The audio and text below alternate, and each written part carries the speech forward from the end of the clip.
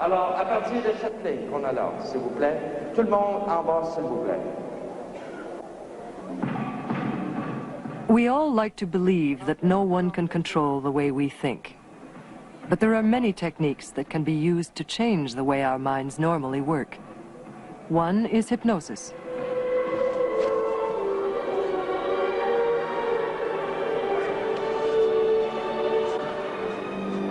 Respirez profondément en laissant aller simplement votre imagination. Anyone can be hypnotized, but only if they want to be. Suivez-moi. The stage hypnotist rejects those who don't instantly show that desire. Respirez. Respirez.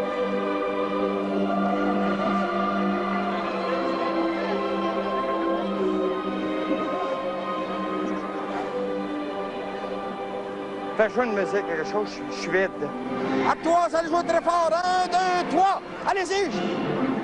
Now the hypnotist only has to give this woman the suggestion she's a member of an orchestra, and immediately she believes she is. Merveilleux. Levez-vous bien debout. Et battez bien la mesure.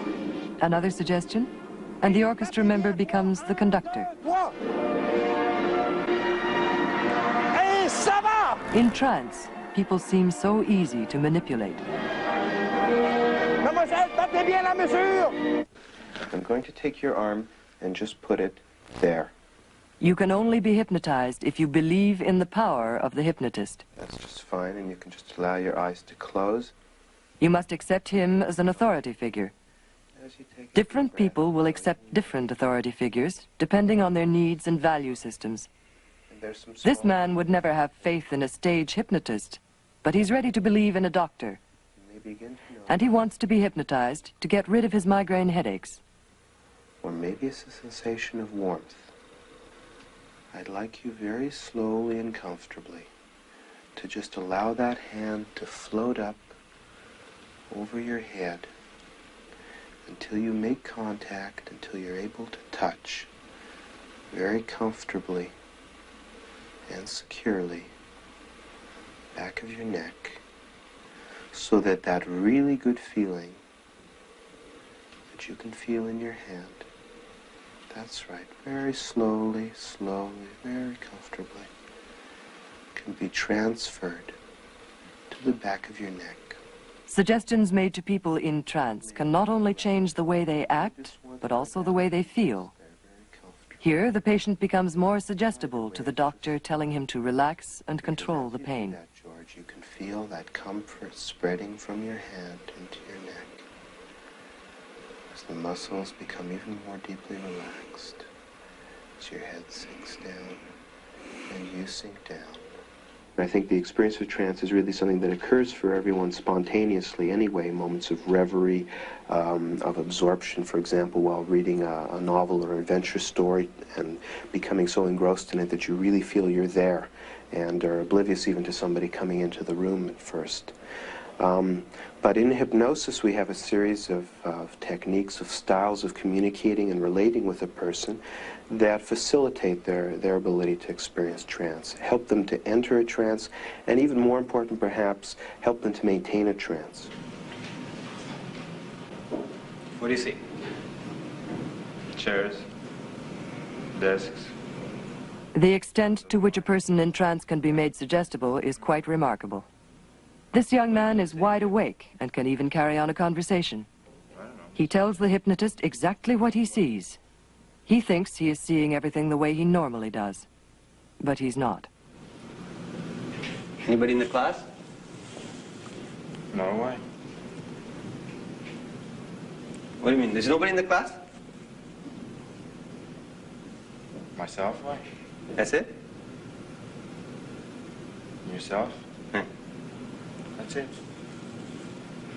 And? What's happening? Well, what happened? What do you mean what happened?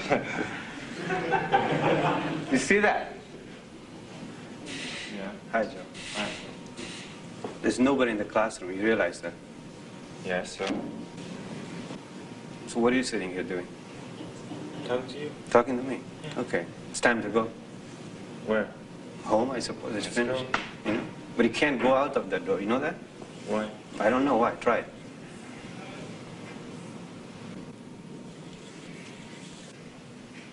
What's the matter? Can't get up, bro. Can't get up? No. You see that? He's high. What I suggested simply is he can't get up, and how I interpret it is that he can't get up anymore to go out. Who are you talking to? He's talking to somebody here. Who? Some people in the class. No? Where are they? You see? Yeah. What? What's what? Whom am I talking to? To me. And? The class, why? You see the switch? Are you with it? Huh? What switch? Huh? What switch?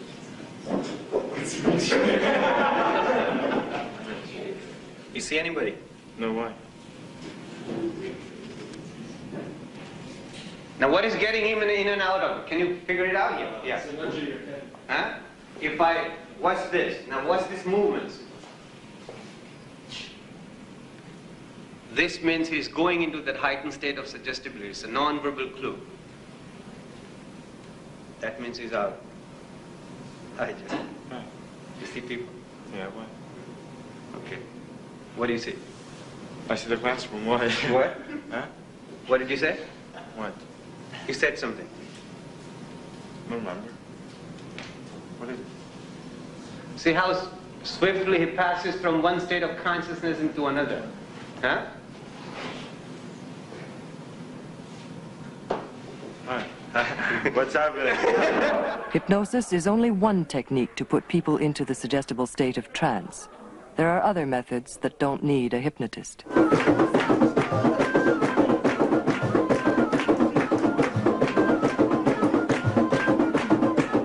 The oldest techniques used for inducing trance are rhythmic drumming, chanting, and dancing.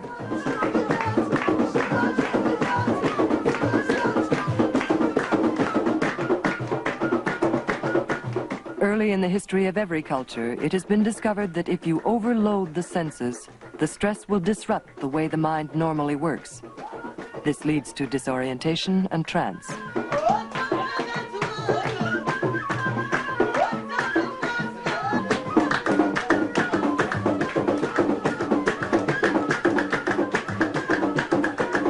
Just like someone hypnotized, these Moroccan women no longer control the way they think.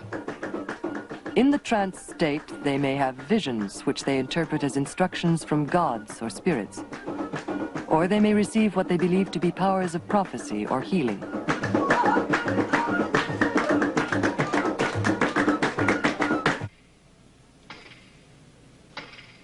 Highly structured industrial societies have abandoned many of the traditional techniques for inducing trance. And I want you now to use your imagination. Play the role, play the part, and feel your body relaxing as I ask you to do so. And the relaxing power is now... But recently, hundreds of thousands of people have rediscovered these techniques in such groups as EST, TM, LifeSpring, Silva Mind Control, and this one, run by Dick Sutphin. Completely relaxed, completely relaxed. Keeping your full attention now on the sound of my voice as a relaxing power comes into the fingers of both of your hands. The stated aim of all these groups is to use trance to expand consciousness. Sutphin's seminar plays on the belief in reincarnation.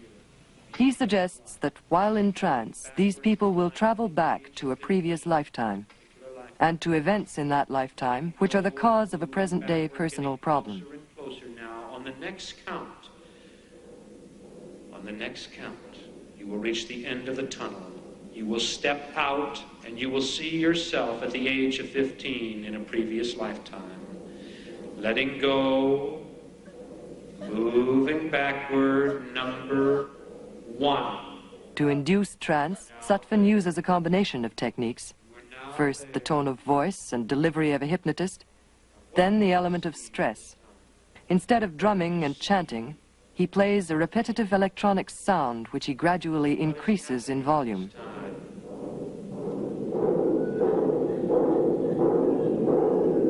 Just let it out. go with the frustration, let it out.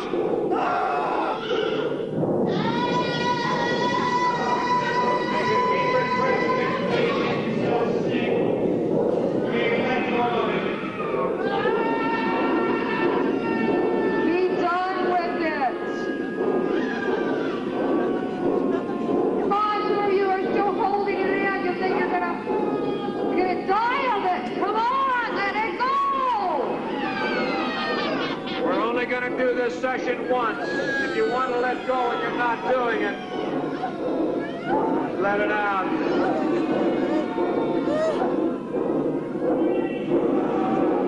The pounding rhythm and the exhortation to let go quickly have the desired result: disorientation and trance. Now they have an experience like that of the Moroccan women. Suitable visions and stories enter the mind. They come involuntarily, like dreams. Besides, you like to keep the repression, huh? You know what you think so are? It's yours if you want it. Freedom is yours too. Get rid of those chains. Ah!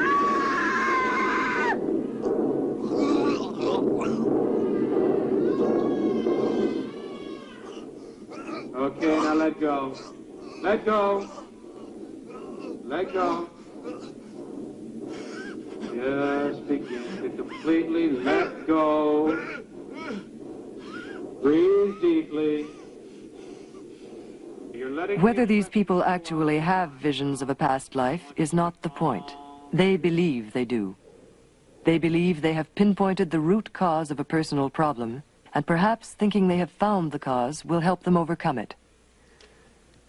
For some reason, I had said something that betrayed the tribe. Afterwards, each person describes what they saw while in trance. They were leading me up this these stone steps to punish me, and I could see all of these faces, pretty angry, upset. And I realize now that I'm just terribly afraid of being embarrassed, have people looking at me. Again, have them lead you up the stone steps. It was... What happened to you at the top of the stone steps? Well, I knew that I was going to be killed at that point, but I tried to not go into that. And you can see how that's affecting you now. And they're not going to kill you today for saying I know, and I have this, like I said, this fear of telling people what I think because I don't want to hurt anybody. Mm-hmm. And I didn't realize before that was where it was coming from. Yeah. Every single thing that we have going on for us, all of our negative feelings, our hang-ups, our fears, they're all coming from some event in our past. Whether or not we can pin it down and identify it in time. Okay, it's time now to be able to speak up and say what you feel you need to say, okay? Mm-hmm. Knowing that they're not going to sacrifice you to the Aztec gods or something. Let's acknowledge them. Yeah.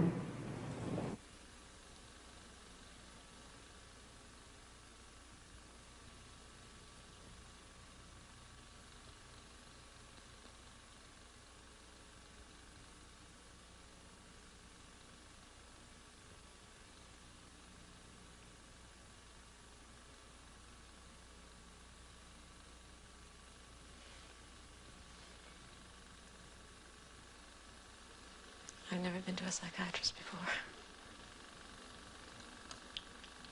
Well, Eleanor asked me to see you to see if I could help you. Maybe you could tell me what the problem is.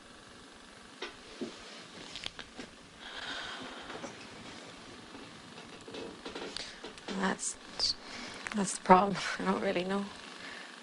The use of trance and suggestion to try to solve deep emotional problems has a long history. Psychiatry started exploring these methods in the 19th century. Charcot was interested in the psychiatric disorder called hysteria, and he began using hypnosis to command away symptoms. Freud went and studied under him. He was highly impressed by the showmanship of Charcot and how he could suggest away symptom in his patients, and he started to use hypnosis. But then he perhaps was the main originator of the idea that if you use direct suggestion and commanded away symptoms, well, they might temporarily disappear, but they would come up in another guise. You would command away that paralysis, but in a month's time the patient would be psychotically depressed or something of that sort. So he began to see or feel that direct suggestion and commanding away symptoms didn't provide any long-term answer to the patient's conflicts. And then he began his talking cure, his free association process and non-directive approach, and digging out stuff rather than suppressing it. I guess I feel I'm at a bit of a standstill. And I don't know which direction to go. In this kind of therapy, unlike hypnosis, the doctor makes every effort to avoid telling the patient what to do. Instead, she is encouraged to talk about her problems so she may come to a deeper understanding of their causes. I feel like I'm very alone.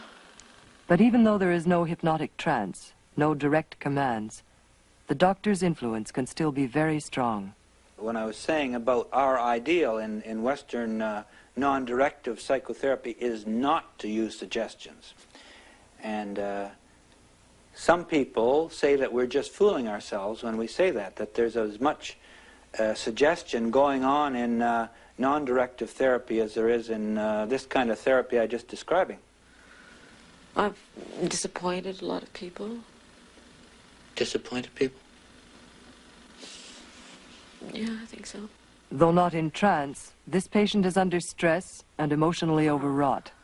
And she is in the presence of an authority figure she trusts and believes.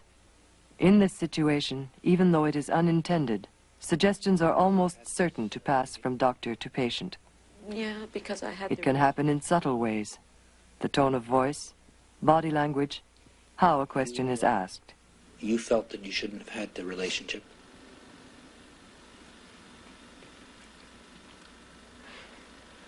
Well, I felt I should have it, but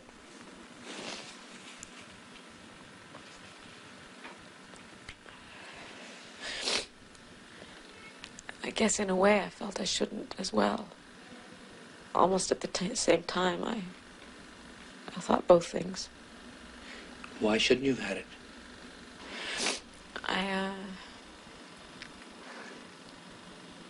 I went from being looked after by one group of people to being looked after by another group of people. By one man?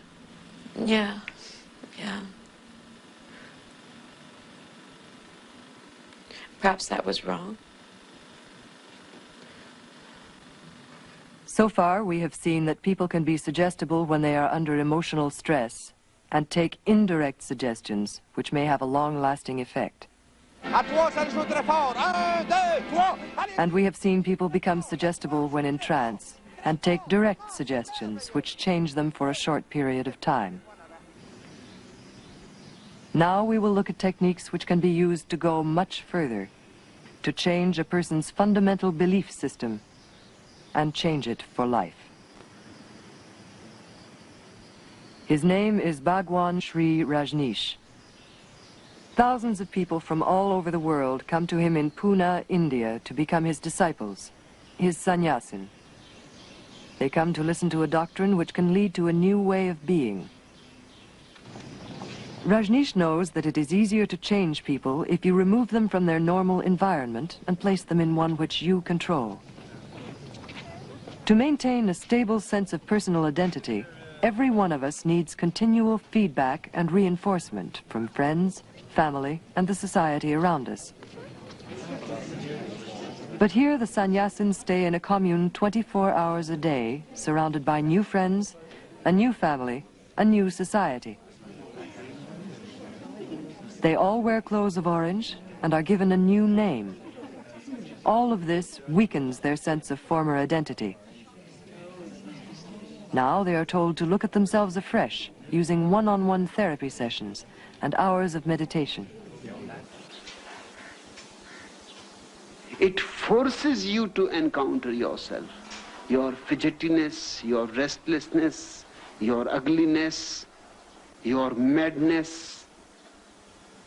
It forces you to see all rubbish that you are carrying within yourself. And that is one of the most essential steps. If you want to go beyond anything, first you have to encounter it. Without encountering it, there is no transcendence.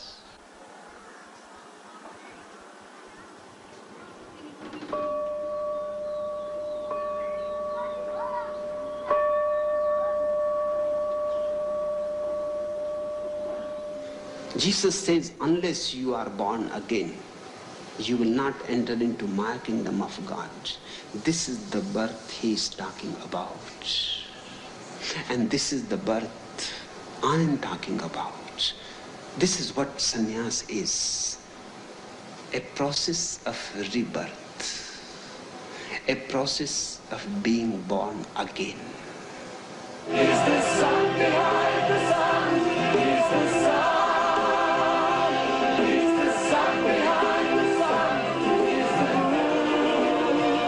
A complete change of environment and personal habits is key to any personality change.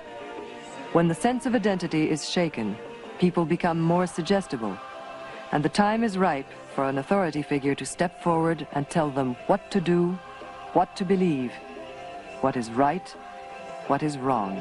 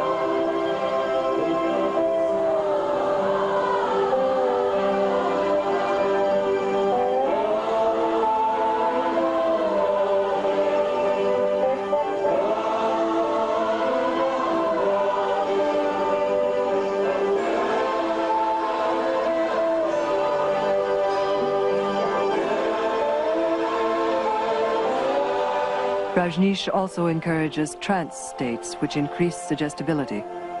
These people came here looking for change, but like the psychiatrist's patient, they did not know what change to make.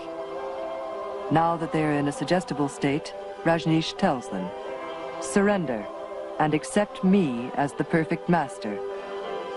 And they do.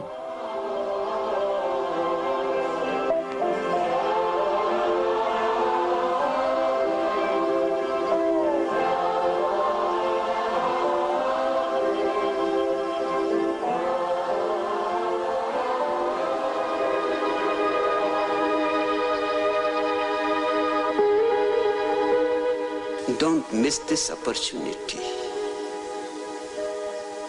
Words will always be available to you. But to be in communion with a living master is a rare opportunity. It happens only once in a while. God is the unknown, not only the unknown, but the unknowable. Come. Again and again I say come, because I may not be here for long.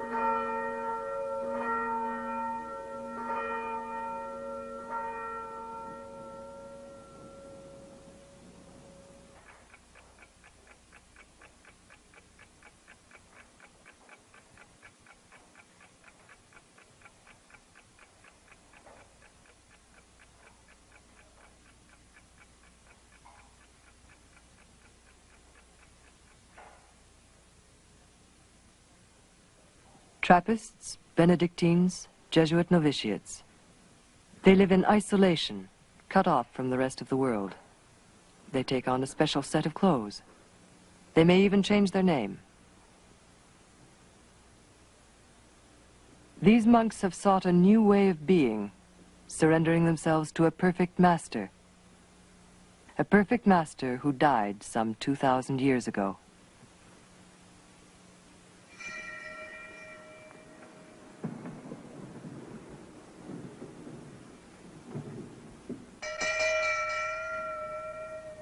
Catholic orders not only control the physical environment, they also control the use of time.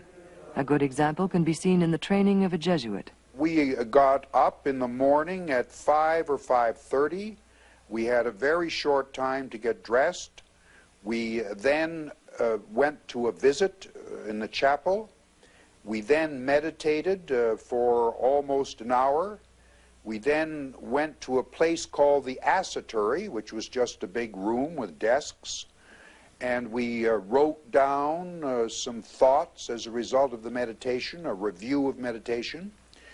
Then a bell rang, and I might say that I think 30 to 40 bells rang a day to divide the day up into very small lots. The idea was that as soon as the bell rang, you were to stop whatever letter you were writing. That didn't mean that if you were writing a letter to your mother, you stopped in the middle of it. It meant if you were writing the letter A, you stopped in the middle of writing the letter A.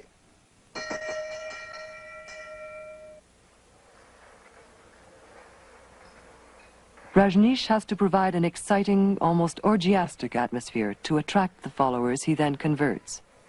These monks don't have to be converted. They make the decision to surrender their lives to Christ before entering the order. Because of this commitment, they are more willing to accept stronger controls over the environment, not only the stringent control of time and space, but also abnormal restrictions like the rule of silence and the prohibition of sex.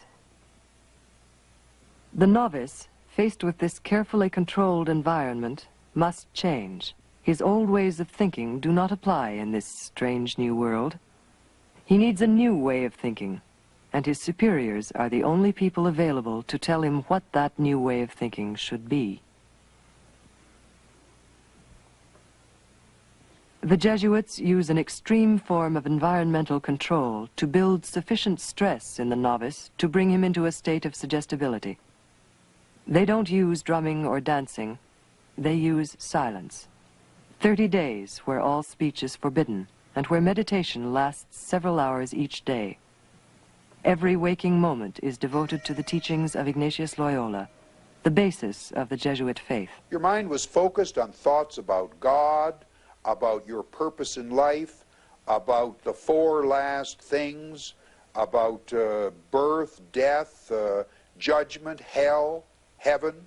Now, you know, take 30 days of rather intense thinking and, quote, praying, unquote, about those things, and you're bound to undergo at least a temporary change.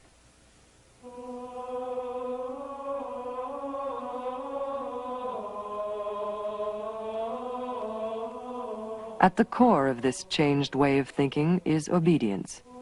Obedience to the rules of the order. And above all, obedience to the head of the order, an authority figure you must obey, because he alone can show you the true path to Christ.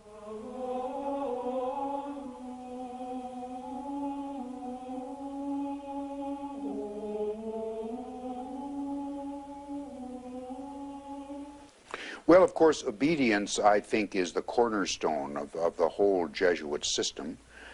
And it was made clear to us that our immediate superior, who in the novitiate would have been the master of novices, was there in the place of God, and that we were to react to him without the slightest hesitation of any kind of questioning. It was to be unquestioned obedience.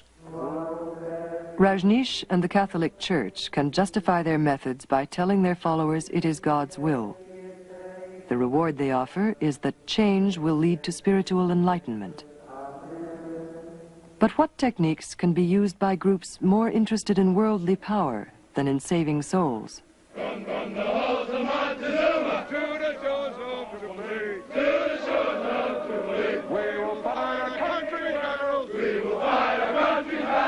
the air, land, the sea. In the air, land, the sea. Whoa, whoa, whoa, whoa, whoa, whoa. 1, another 2, another 3, another 4, another 1, 2, 3, 4. United States Marine Corps. Hoorah! Hoorah! It's a planned thing. You somehow arrive at this place at 1:30 in the morning.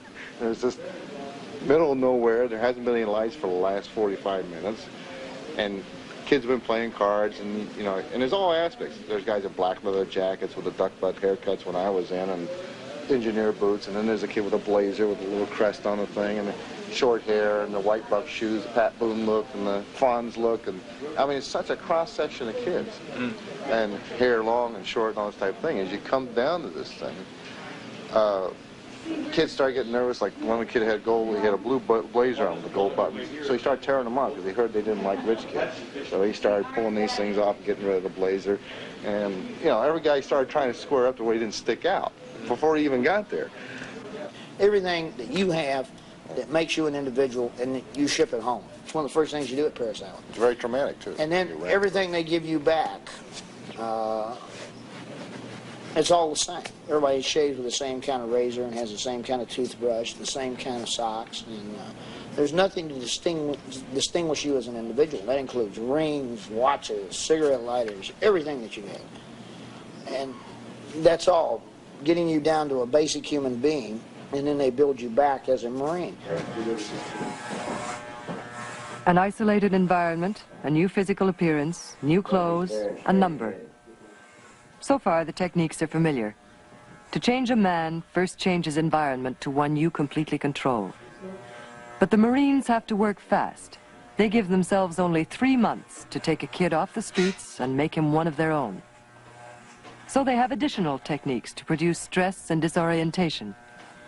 First, they keep the recruit busy and in a state of physical exhaustion. Next.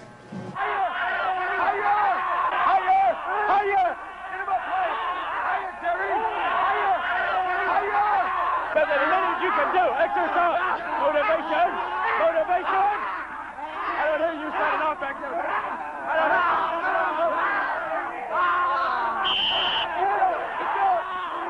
Another technique is the threat of brute force.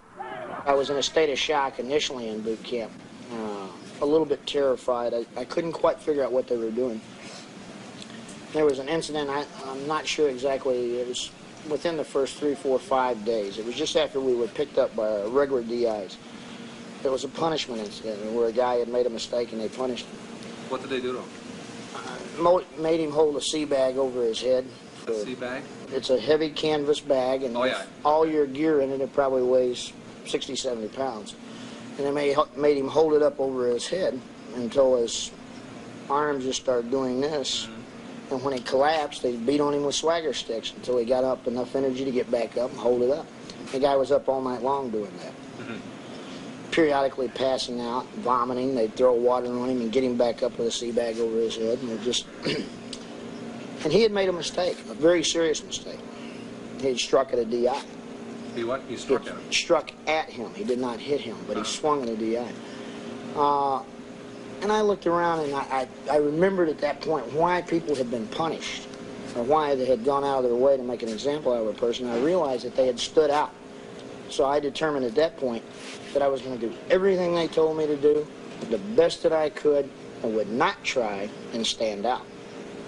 You got all the privates here? We got all the privates here? Yes, sir! Oh my God, I thought you were dead or something. Like my last class privates? Yes, sir! Are we motivated? Yes, sir! Are we dedicated? Yes, sir! Pretty loud for a small series. All right. All right. Now, privates, now here we have been down here 3 months. 3 months down on beautiful Paris Island with our beloved drill instructors. Yeah. Our mother, our father, our sister, our brother, they tell us when to eat, sleep, everything like that, do they not, Private? Yes. There was an elaborate ceremony where our senior drill instructor came out there and he says, because of the changes at Paris Island, we're no longer allowed to touch recruits. We cannot hit you with our hands. And he pulls out his white gloves and he says, that is why we have white gloves. He started putting on his gloves, and at that point everybody got thumped. And from that point on until I got out of Paris Island, every time I saw those guys pulling those gloves on, you had a little bit of fear inside you. Actually, you develop a really weird sense of loyalty to them. You don't hate them. I mean, you're mad, you know, they push you and you're exhausted and all this type of thing.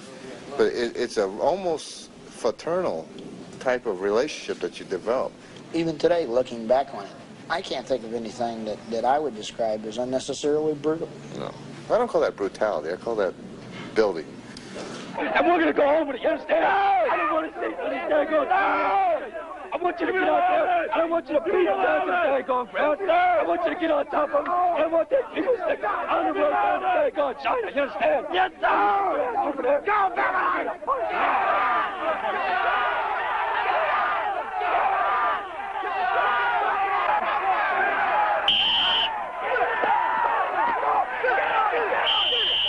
Once you decide to obey all orders, the next step is to obey them without thinking, to simply react. Everything that they taught you in basic training just sets you up to react instantaneously to the right command at a time of crucial pressure, or to obey somebody who was reacting to it. See, that's that pressure. The harassment mentally, the harassment under those pressures, to make a kid stammer and can't get his general orders out, make him so scared that he can't, formulate, to get him over that. Mm-hmm. Not get rid of the fear, just get the reaction back into him.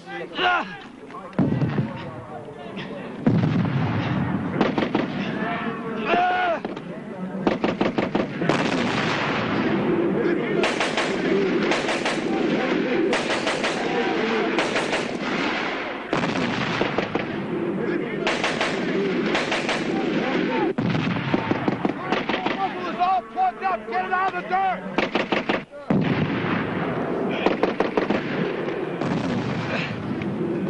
To get instant reaction in boot camp is one thing, but that absolute obedience must continue right through the soldier's career, even if it means certain death on the battlefield. That is the real purpose of basic training. Here, the stress, confusion, and physical exhaustion produce a suggestible state, so the idea can be implanted that nothing could give them greater glory than living or dying as a Marine. The United States Marine Corps, just like the Marine Corps band, is known as the President's own. We as Marines, by the virtue of us just being there, 205 years of history that speaks for itself, are protectors of our government and our way of life. We as Marines should and do epitomize the very essence of patriotism, democracy. We are saviors and protectors of freedom.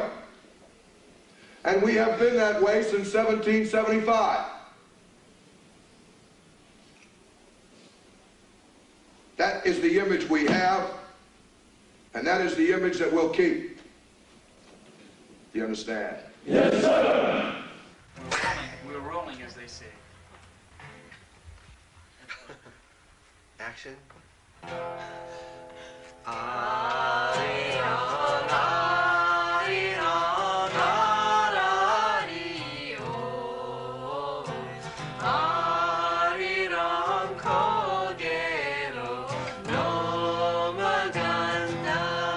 So far, we have seen techniques for changing people who have willingly joined a group with prior knowledge of the aims of that group.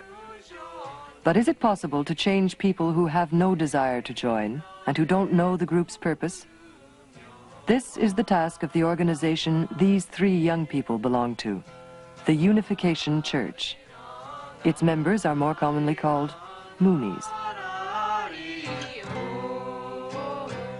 We are are crossing over the crest of the hill. I didn't like San Francisco very much. It was sort of, I felt very uncomfortable, and I was very anxious to get out. I was being propositioned by pimps and hassled on the street, and I just, well, I had to get out. So I got to the bus station, and I didn't know where I wanted to go. I thought, well, maybe I'll go to Monterey. I was just sort of looking at the board to see, well, where am I going to go? And these two people came up to me. They were really friendly. It was so refreshing after, you know, what I just encountered in the street. I was in a bus station, and I met a guy, and I'd met a lot of very interesting people on my travels. So I wasn't really, you know, too reluctant to talk to strangers. I'm not a very open person. I just sort of spill everything just to a stranger that I would meet. But they seemed very nice, and we got into a conversation. We just started walking. We talked for about an hour. And when my bus was due to leave, he convinced me that it would be really good for me if I went to this, you know, ski chalet in the mountains with him and his friends, because they were all interested in the same things as I was. And we traveled on a bus at night, but the lights were on in the bus. So it was funny because I couldn't see out the window. I couldn't see where I was going. The first step has been accomplished. Removal to an isolated shack, an environment the Moonies completely control. I was rather tired. I'd been traveling, and I was, you know, I wanted to sleep. But the next morning, I guess it was about 8 o'clock, everyone started singing and, you know, time to get up. And, you know, it was such an exciting atmosphere. I didn't want to be the only one that stayed in bed, so I got up. And we went for hikes, and we sang songs and played games, and I got to meet various people there. And I was just constantly busy, but it never really occurred to me because I just got really caught up in the momentum of the day. And then about 4 o'clock in the afternoon, I started feeling really strange. I couldn't put my finger on it. All I know was that I wanted to get away to think by myself. I was a person that I enjoy my solitude. And I hadn't had it for a while, and it was starting to bother me. Even when I tried to go to the washroom and close the door and try to critically think about it, someone would come in and, oh, hi, you know, how are you doing? And it was very difficult to say no, get away from me, because they were so nice and loving. I started getting almost euphoric. By the second day already, I was feeling this type of high or euphoria, like, hey, you know, I'm really fascinated about this group, but I can't quite put my finger on it. I was intrigued, almost sort of drawn in, that I had to find out what they were about. What are they about? Why the constant group activities? The games, the sing-songs, long hikes in the country, little sleep. Like the Marines, the Moonies know that keeping their recruits busy, never giving them a minute alone, will soften them up for the eventual conversion. The first lecture was quite general. You know, it talked about philosophy and general principles. It introduced God. So that was the first time I realized that it was somewhat of a religious group. You know, the guide didn't tell me anything about that. I was there for, what, a day, 2 days, sitting through these lectures. Now there's more lectures, 3 a day, lasting 2.5, 3 hours, with constant activity, never being left alone. I decided that I wanted to leave. And one of the girls came up to me with this form saying, will you sign this form saying that you will stay for 7 days? And I said, well, no, I don't want to sign it. I only want to stay for a couple. She said, well, there's no bus coming anyway. Like, you can't leave for 7 days anyhow. So I went, really? You know, I was told I could leave. No, you know, and I said, well, I'm waiting for my stuff so that I can get out of here. Well, it won't come up until, you know, the 7 days are up. So, I mean, you're stuck here anyhow. I might as well sign the form. By the end of the weekend, each lecture got a little more serious, more bizarre, and more into religious principles. And by the last lecture, which was on the 3rd day after I'd been there, I was told that Christ had returned. He was back on earth, and that all these amazing people and the reason for all this happiness and euphoria and love that I felt was because these were specially chosen people who were doing the work of God. And I was quite blown away.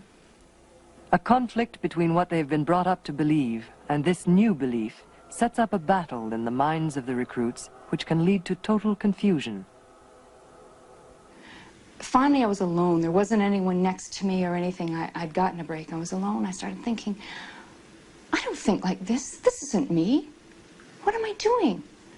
And then I thought, you know, I'd get out of here. And then another side of me would click in saying, no, Mary, no, come on now. That's just Satan talking to you now. You know you can't leave here. It's important to you. So I had this sort of a dual conversation with myself. And one side of me was almost in panic going, you know, this is almost like being brainwashed. But to me, the only thing I knew about brainwashing was, well, they lock you up in a cell and they beat you and use torture and that kind of thing. This was my understanding of what brainwashing was. I had no understanding at all. In such confusion, it is natural to seek help from others. The only people to turn to are Moonies, and they're ready to exploit your suggestible state.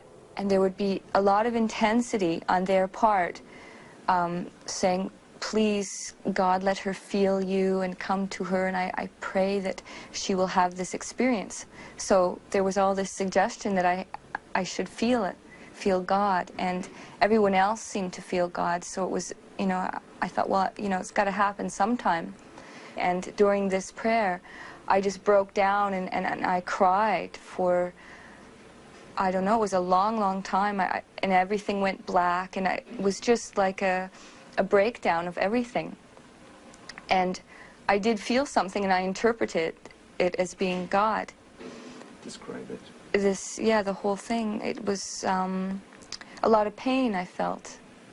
It was complete pain, and they said, well, that's God's suffering heart. God has been suffering for humanity for so long, and he's letting you feel that.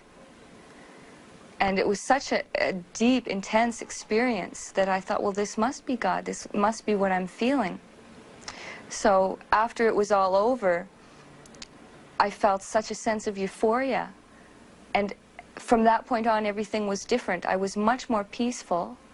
I felt less confused. I felt like I was floating. And I can remember going into a room off the lecture room and just crying and crying and crying till I just passed out on the floor. There was nowhere to sleep anyway. We always slept on the floor. I couldn't eat. I was just so much in distress. It was incredible. I'd never cried quite so hard. After I sort of finished my crying spell, another Moonie came in and comforted me and saying, well, you know, you should really stay here. And I just said, yeah, I know. En répandant sur elle ton esprit, qu'elle devienne pour nous le corps et le sang de Jésus, le Christ, notre Seigneur. Whatever techniques of suggestion are used to bring about the conversion or personality change, these techniques must be maintained to reinforce the new way of life. The regular repetition of certain rituals helps serve as a constant reminder to the members of the group of their purpose and whom they serve. Vous ferez cela en mémoire de moi. The fact that they have been specifically chosen is stressed, so they are always aware that they are different from everyone else in the outside world. The ultimate aim is to change people so that they can never go back to their old ways of thinking, and to make sure the new value system and new sense of identity are strong enough to make that change last for a lifetime. And it cuts all your family ties. When you're through with that, you'll never go back. In the same, I mean, like when I went home on leave, one of the strange things that hit me is I walked up the front door of my house. This is after boot camp and ITR, so you're looking at 18 weeks later, right? Yeah. Went away as a 20-year-old young man living with his parents, okay? And when I came home, walked up that front door, now what would you do? Well, a normal person would just open it up and walk in. I knocked. And it was a different, that's it, you're cut. There's a lot of little catchwords and phrases that Marines use. For instance, there's no such thing as an ex-Marine. We're former Marines. And all that stuff is drilled into you, and you believe it. I've been away from it since 1969, and I still believe it. You're still a Marine. I'm still a Marine. An authority figure is the key to the whole process. Members of the group must come to believe that that person and that person alone can give them what they need. Without a living master, no method, howsoever beautiful it is, works. In fact, it is the master's, his presence. That is the real thing, not the methods. With an alive master, everything works. With a dead master, nothing works. It is not the methods, it is the master, it is the man behind. It is the golden touch, the magical touch of the master. It is his charisma that works. Being with a living master is what works. The group must be made to feel that they are always right, and anyone who disagrees with them is wrong, or better still, evil. After I'd had this breakthrough, they finally allowed me to get away and be alone. And when I did, I felt very frightened. And a car drove by, and I felt like it was trying to run me over. I saw a black cat walk across the street. Normally, that would be quite a simple thing, but I was afraid. I felt it was Satan. They had me believing that Satan was everywhere. I felt that he was in the car. Now that I'd found God, they told me that Satan would try to do everything he could to pull me away from the group. So I got really scared, just this car and the cat, and I thought, this is it, I'm going back to safety, to where God is. So I immediately ran back to them, and they were my family from that point on. By the fourth week, I was starting to feel some sense of almost a military type of feeling, because there was a lot of songs we would sing about how we're going to fight Satan and fight for God and all this kind of feeling. And I know that if I was given an order to take a machine gun and shoot in a 5-block radius, I would have done it without question. Groups which have all-powerful leaders who control the environment, control all information, and eventually control the way their followers think, have one basic thing in common. They have found people who are willing to take that essential first step of surrendering to an authority figure they hope has all the answers. Throughout history, many people have taken that first step, sometimes joining a small group, sometimes a large group, and sometimes a group that engulfs an entire nation.